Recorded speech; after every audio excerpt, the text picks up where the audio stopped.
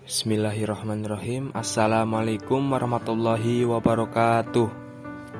Alhamdulillahirabbil alamin wa bihi nasta'inu ala umuri dunya waddin.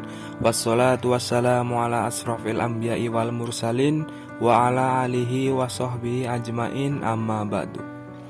Alhamdulillah, segala puji bagi Allah yang Maha Pengasih dan Maha Penyayang. Tak lupa sholawat serta salam mari kita junjung tinggi kepada baginda Nabi Muhammad Sallallahu Alaihi Wasallam, juga kepada guru-guru kami, orang tua kami, saudara kami, muslimin dan muslimat yang terdahulu juga yang akan datang.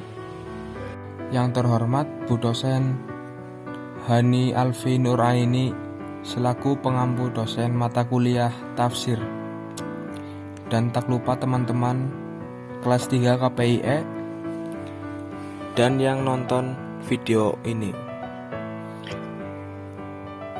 Kali ini saya akan membahas tentang tafsir dan produk tafsir di Indonesia. Apa sih itu tafsir? Tafsir berarti ilmu yang mengenai cara pengucapan lafal-lafal Al-Quran serta cara mengungkapkan petunjuk, kandungan-kandungan hukum, dan makna-makna yang terkandung di dalamnya. Adapun penjelasan tentang pengertian tafsir menurut ulama, menurut Al-Zarkashi, tafsir adalah ilmu yang digunakan untuk memahami dan menjelaskan makna-makna kitab yang diturunkan kepada nabinya, yaitu Nabi Muhammad SAW, serta menyimpulkan kandungan hukum dan hikmahnya. Lalu, apakah semua orang bisa menafsirkan Al-Quran? Tidak sembarang orang bisa menafsirkan Al-Quran. Dalam buku ilmu tafsir karya Ustadz Ahmad Syarwat terdapat beberapa syarat agar seorang bisa menjadi mufasir. Akidahnya tidak boleh menyimpang, karena jika menyimpang maka yang bersangkutan bisa saja memperkosa ayat-ayat Al-Quran demi kepentingan penyelewengannya. Apa itu mufasir? Mufasir adalah orang yang menerangkan makna atau maksud kandungan Al-Quran. Siapa sajakah mufasir di Indonesia? Yang pertama, Muhammad Quraish Shihab.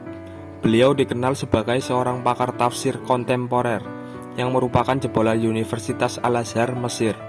Dari beberapa karyanya di bidang tafsir, Tafsir Al-Misbah yang terdiri atas 15 judul bisa dikatakan sebagai karyanya yang paling monumental.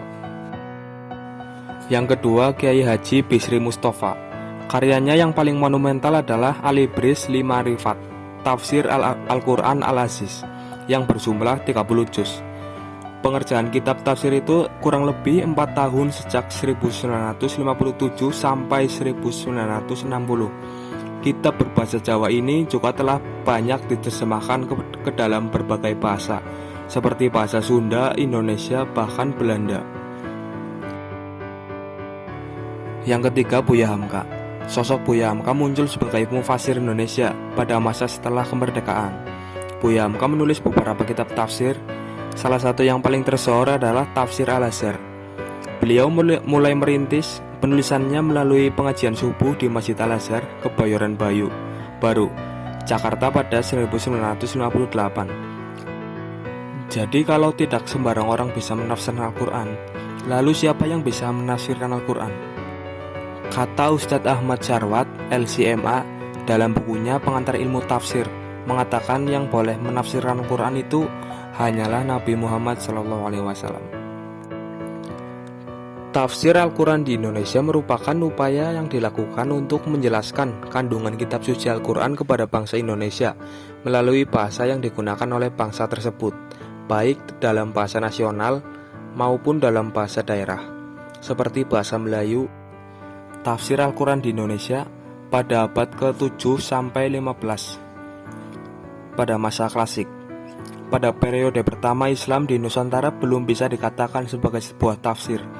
Penafsiran Al-Quran masih berada pada wilayah penjelasan ayat-ayat Al-Quran yang bersifat praktis, dan penjelasan ayat-ayat Al-Quran berdasarkan pemahaman pembawa ajarannya.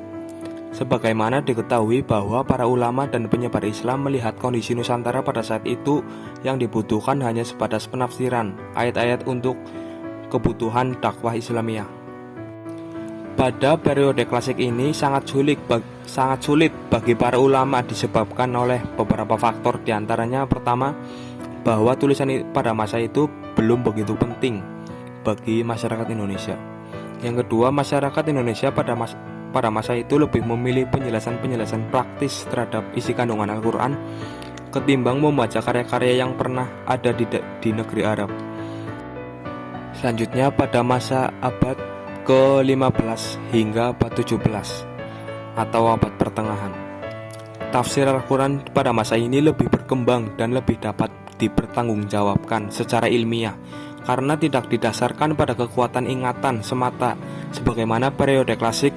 Pada abad ini sudah ada seorang penulis bernama Hamzah Al-Fansuri yang hidup antara tahun 1550 sampai 1599 melakukan penerjemahan sejumlah ayat Al-Quran yang terkait dengan tasawuf dalam bahasa Melayu yang indah, meskipun tidak dalam bentuk yang sempurna 30 juz. Selanjutnya pada abad ke-18 dan 19 atau abad pramodern. Pada abad ini muncul beberapa ulama-ulama yang menulis dalam berbagai disiplin ilmu, termasuk tafsir, meskipun yang paling menonjol adalah karya yang terkait mistik, ilmu atau ilmu tasawuf. Di antara ulama tersebut adalah Abdul Somad Al-Palimbani, Muhammad Arsyad Al-Banjari, Abdul Wahab Bugis, Abdul Rahman Al-Batawi, dan Daud Al-Fatani yang bergabung dalam komunitas Jawa. Namun memasuki abad ke-19, perkembangan tafsir di Indonesia tidak lagi ditemukan seperti pada masa-masa sebelumnya. Hal itu terjadi karena beberapa faktor. Di antara pengkajian tafsir Al-Quran selama berabad-abad lamanya hanya sebatas membaca dan memahami kitab yang ada, sehingga merasa cukup dengan kitab-kitab Arab atau Melayu yang sudah ada. Selanjutnya pada abad ke-20 sampai 21 Masehi atau abad modern kontemporer. Sejak akhir tahun 1920-an dan seterusnya, sejumlah terjemah Al-Quran dalam bentuk berjuz, bahkan seluruh isi Al-Quran mulai bermunculan. Kondisi penerjemahan Al-Quran semakin kondusif setelah terjadinya Sumpah Pemuda pada tahun 1928 yang menyatakan bahwa bahasa persatuan adalah bahasa Indonesia. Tafsir Al-Furqan misalnya adalah tafsir pertama yang diterbitkan pada tahun 1928. Selanjutnya atas bantuan pengusaha yaitu Sa'ad Nabhan pada tahun 1953 barulah proses penulisannya dilanjutkan kembali hingga akhirnya tulisan tafsir Al-Furqan secara keseluruhan 30 juz dapat diterbitkan pada tahun 1956. Sekian cukup penjelasan dari saya.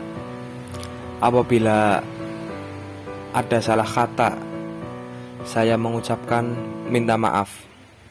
Terima kasih. Wassalamualaikum warahmatullahi wabarakatuh.